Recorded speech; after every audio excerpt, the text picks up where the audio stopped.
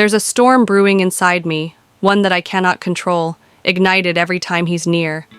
It's not just his presence, it's the way his voice lingers like silk brushing against my skin, the way his eyes burn through my defenses.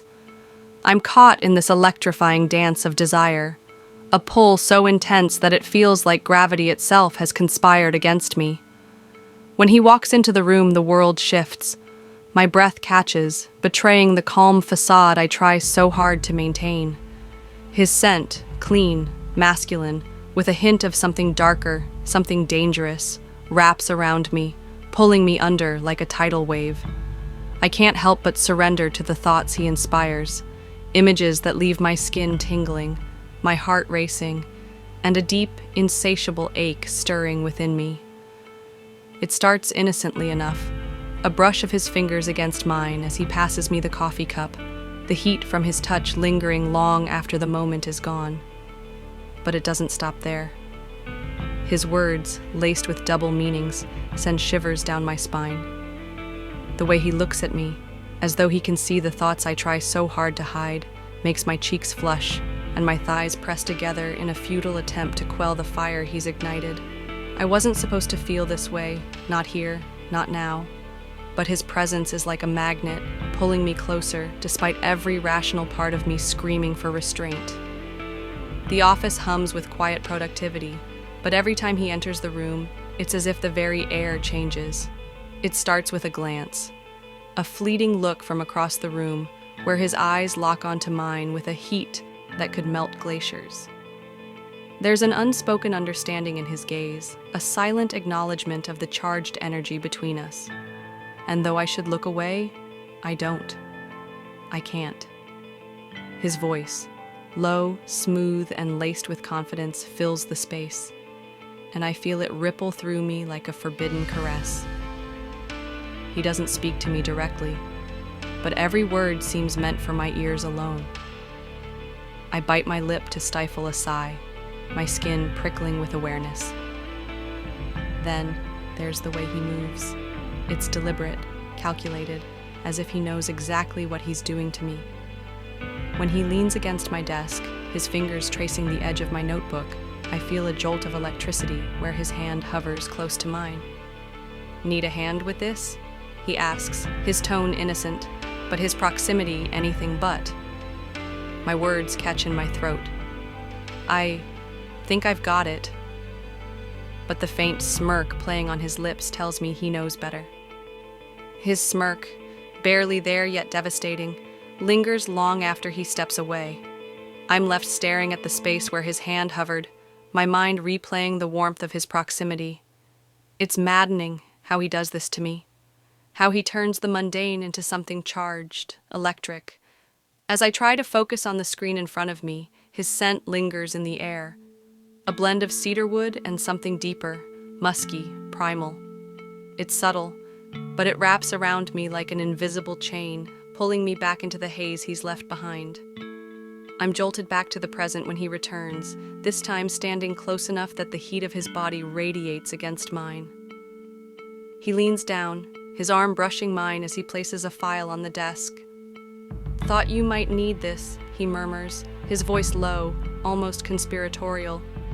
My pulse quickens, my skin alive with the awareness of him. His words are innocent, but the way he says them isn't. They carry a weight, a promise, a suggestion of something more. "Thanks," I manage, though my voice sounds far too breathy for my liking. He doesn't move right away. Instead, he lingers, his hand resting on the edge of the desk, his fingers so close to mine that I can almost feel their touch. "You're distracted," he says, his tone teasing but his eyes serious. I swallow hard. "I'm not." He leans in just a fraction closer, his gaze locking onto mine. "Liar." The word hangs in the air between us, heavy and full of implications. My stomach flips, my breath hitching as the tension coils tighter. It's a game, but one I don't know how to win, or if I even want to. The hours tick by, but the air between us remains charged, heavy with unspoken words and promises neither of us dares to voice. He finds every excuse to be near me, leaning over my shoulder to point out some detail on my screen, brushing against me as he moves past. Each touch, each glance, leaves my body humming with anticipation. By the time the office empties, I'm a bundle of nerves. The silence is deafening, save for the rhythmic tapping of my fingers on the keyboard. But even that feels strained, as though my body is on edge, waiting for something I can't quite name. He's still here, of course. He's always the last to leave, and tonight I suspect it's deliberate. Still working? His voice cuts through the quiet, sending a jolt of awareness down my spine. Inside, the warmth of the cafe wraps around us like a hug, the smell of fresh coffee and pastries mingling with the low hum of chatter. He guides me to a corner booth by the window, the morning sunlight streaming in and bathing the room in a golden glow. We sit across from each other, and for a moment, it's just us.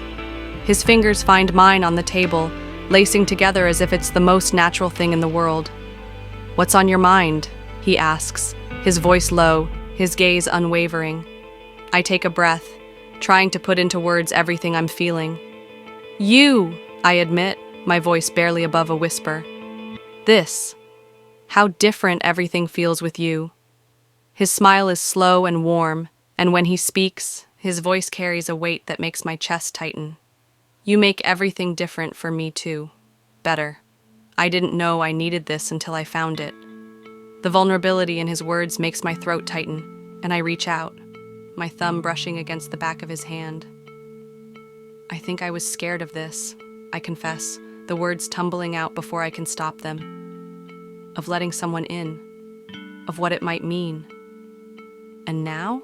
he asks, his tone gentle, encouraging. I meet his gaze, and for the first time in what feels like forever, I don't feel afraid. Now, I'm not scared anymore. His fingers tighten around mine, and his smile is the kind of smile that feels like sunlight breaking through a storm. "Good," he says softly, "because I don't plan on going anywhere."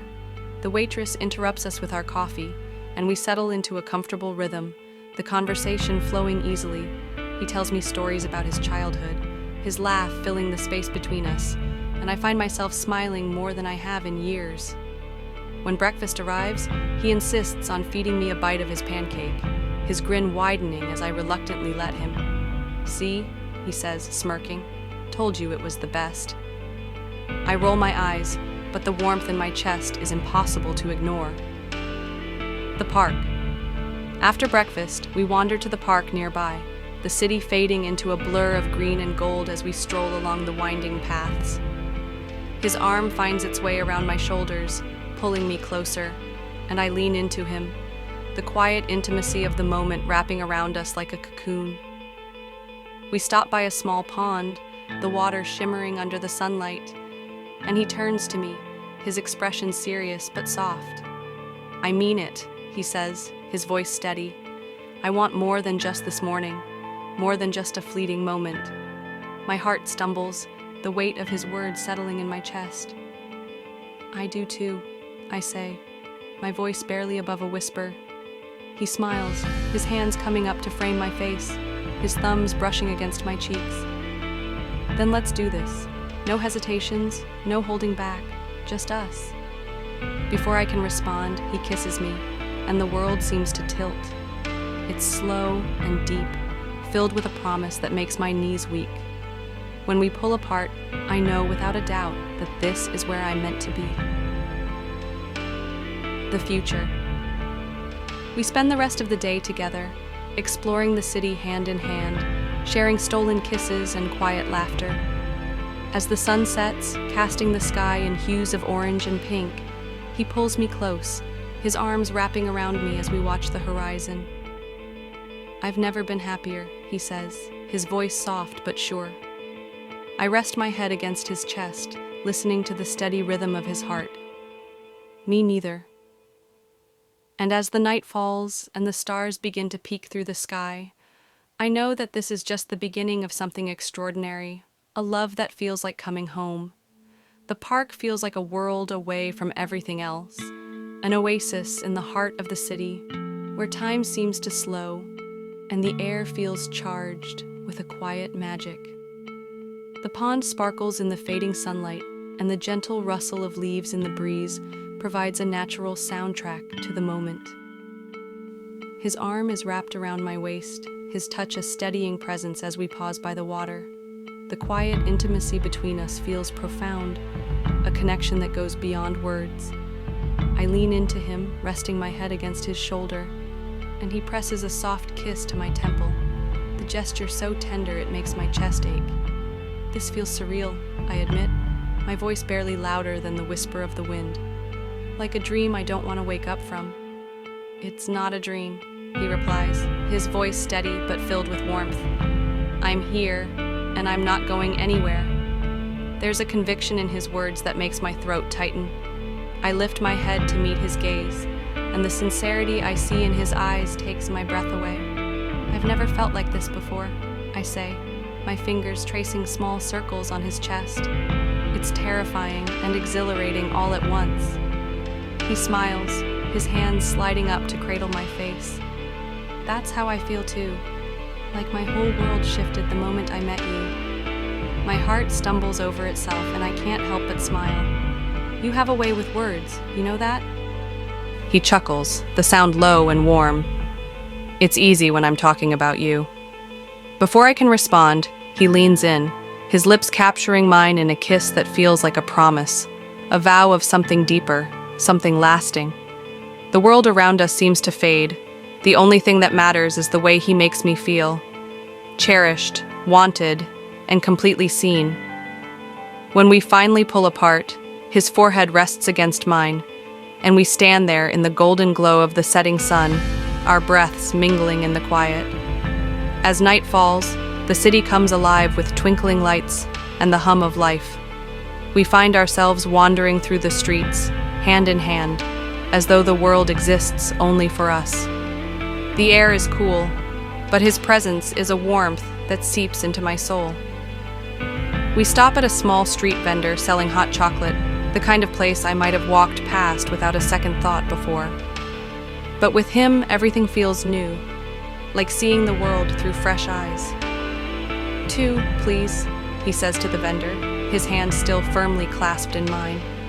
When the cups are handed over, he insists on holding both while I tuck my hands into his jacket pocket for warmth. The small gesture makes my heart swell, and I find myself staring at him, wondering how I got so lucky. "What?" he asks, noticing my gaze. "Nothing," I say, shaking my head with a smile. "I'm just happy." His lips curve into a slow, satisfied smile. "Good. That's all I want. To make you happy." The simplicity of his words, the honesty behind them, fills me with an emotion I can't quite put into words. I reach up, brushing a strand of hair from his face, and he leans into my touch, his eyes closing briefly. "You're doing a pretty great job so far," I whisper, and when his eyes open again, the look he gives me makes my breath hitch. The night sky. We eventually find ourselves on a quiet rooftop, the city sprawled out before us in a sea of lights. He spreads his jacket out on the ground, motioning for me to sit, and I do so with a laugh. "Is this your grand romantic gesture?" I tease as he sits beside me. "You'll see," he says with a smirk, pulling out his phone. A moment later, soft music fills the air and he holds out a hand. "Dance with me," he says, his voice low and inviting. I raise an eyebrow, glancing around. "Here, on a rooftop?" "Why not?" he counters, his grin widening. No one's watching. I roll my eyes, but I take his hand anyway, letting him pull me to my feet. He draws me close, his hands resting on my waist as we sway to the music. The world around us seems to blur. The only thing that matters is the way he holds me, the way he looks at me like I'm the most precious thing in the world. "You're ridiculous," I murmur, though I can't stop the smile that spreads across my face. "And you love it," he replies, his voice teasing but filled with affection. I rest my head against his chest, listening to the steady beat of his heart, and I realize he's right. I do love it. I love the way he makes me feel like I can let go, like I don't have to carry the weight of the world on my own anymore. A promise in the stars. As the music fades, We sink back down onto the jacket, our shoulders brushing as we stare up at the stars. The night sky stretches endlessly above us, and for the first time in a long time, I feel a sense of peace. You know, he says after a while, his voice thoughtful, they say if you make a wish on a shooting star, it'll come true. I glance at him, a smile tugging at my lips. Are you telling me you believe in that? He shrugs, his gaze still fixed on the sky. Maybe, or maybe I just think it's nice to hope for something. I look back up, the twinkle of the stars reflected in my eyes. What would you wish for? He doesn't hesitate. You, always you. The simplicity of his answer, the certainty in his voice takes my breath away. I turn to him, my hand finding his, and when our eyes meet, I see everything I've ever wanted reflected back at me. You don't have to wish for that, I say softly. I'm already yours. His fingers tighten around mine, and he leans in, his lips brushing mine in a kiss that feels like a seal, a promise of everything to come. As we sit there under the stars, the city alive below us, I realize that this is the moment I'll carry with me forever. Not just the passion or the connection, but the quiet certainty that we've found something rare, something real. The night stretches on, filled with whispered conversations and stolen kisses, and by the time we finally make our way back home, I know without a doubt that this is just the beginning. And as we fall asleep in each other's arms, the world outside fading into darkness, I know one thing for certain. I've never been more sure of anything in my life. I've found my home,